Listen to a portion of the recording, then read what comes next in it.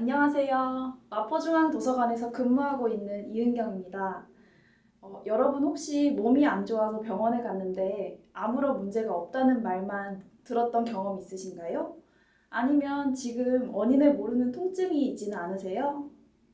저는 예전에 소화가 안 되고 위장의 통증이 심해서 응급실을 간 적이 있는데요.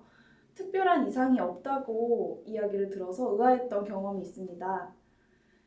왜 통증이 있는데도 검진에서는 문제가 없었는지, 정말 이상이 없는 게 맞는지 궁금했는데요.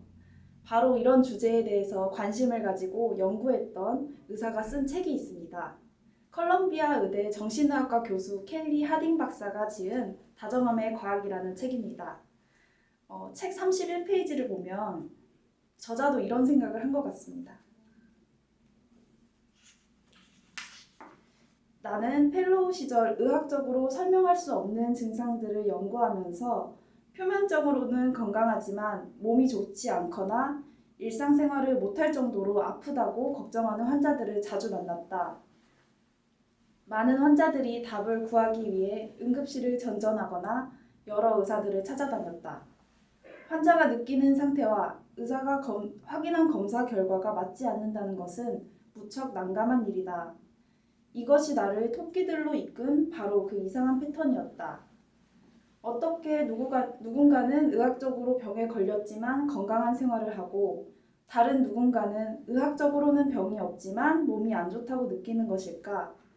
의학적인 관점에서 이 두 가지 상황을 설명할 수 있는 방식이 과연 있을까? 읽어드린 내용에서 토끼들을 만났다고 중간에 써져 있는데요. 이 토끼라는 게 콜레스테롤이 높을수록 심장 질환에 연관이 있다라고 하는 그 결과를 입증하기 위해서 1978년도에 실험이 있었어요. 이제 고지방 사료들을 토끼들에게 먹이고 마지막으로 콜레스테롤 수치와 혈관 수치, 심장 박동수를 측정했을 때 심장과 연관이 있을 것이다 하는 실험이었는데요. 이 모든 토끼들이 콜레스테롤 수치는 다 높게 나왔지만 한 무리의 토끼들만 동맥 혈관 내에 지방이 적게 나왔습니다. 이 부분이 왜 이런 차이를 보였는지 알아보니까 토끼를 돌보고 그 먹이를 줬던 연구원이 달랐는데요. 다들 먹이만 주었다면 이 무리들의 토끼에게는 그 관심을 주고 애정을 주고 안아주고 하는 등 토끼를 돌봐주는 그 부분이 달랐습니다. 그래서 이번에는 요인을 나눠가지고 애정 있게 돌봐준 토끼들과 그렇지 않은 토끼들로 또 실험을 했는데 같은 결과가 나왔다고 합니다. 이렇듯 저자는 의학 지식의 힘과 한계를 동시에 목격하였고 이러한 의문에서 연구를 시작하게 되었습니다. 그리고 의학적 진단과 정신과적 진단을 구분하는 정신의학 전문가로서 응급실에서 근무를 하였는데요. 그런 많은 진료 경험과 임상 사례를 통해서 최첨단 의료 서비스가 아니라 인간관계나 동네 환경같이 인간을 둘러싼 사회적 환경이 건강에 중요한 숨은 요인이라는 결론을 얻었는데요. 이 같은 결론을 책 314페이지에 나오는 문장으로 요약하고 싶습니다. 건강은 인간관계, 일, 교육, 목적의식, 그리고 주거, 동네 등에서 획득된다. 이런 책에서 우리 건강에 영향을 미치는 사회적인 환경을 7가지 요소로 나누어서 설명하고 있습니다. 그 중에서 제가 인상 깊었던 2가지만 설명드리겠습니다. 첫 번째는 친밀한 인간관계가 건강에 미치는 영향을 말하는 내용으로 84페이지입니다.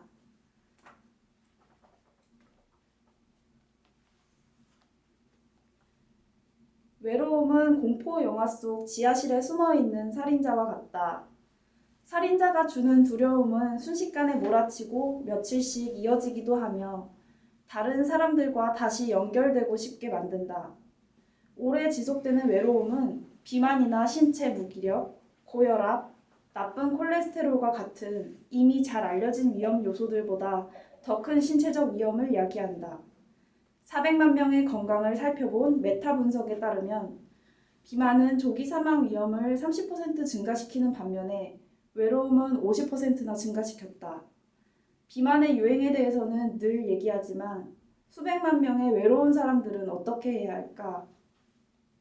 만성적으로 외로움을 느끼면 심장 질병과 뇌졸중 발병률이 약 30% 증가한다.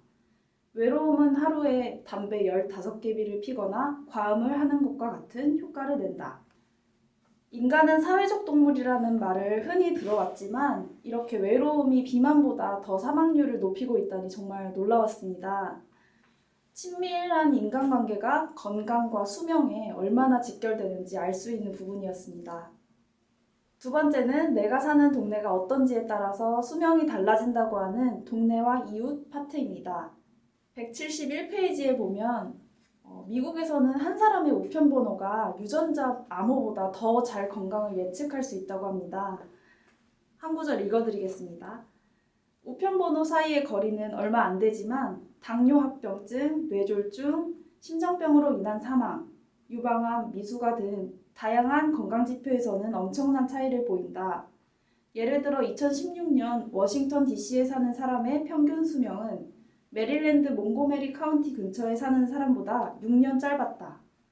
피부색을 함께 고려하면 차이는 더 벌어진다. 네, 이렇게 동네마다 다른 건강과 수면의 편차를 보여주면서 나라나 지역이 다르더라도 동네 환경이 어떤지에 따라 비슷한 차이를 보이고 있었습니다.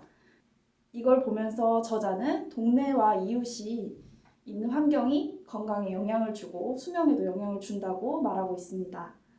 유전자나 의학적 치료보다 우리의 환경을 개선하는 것이 건강에 그리고 수명에 더 영향을 줄 것이라고 생각하니까 건강의 범위가 확장되는데요.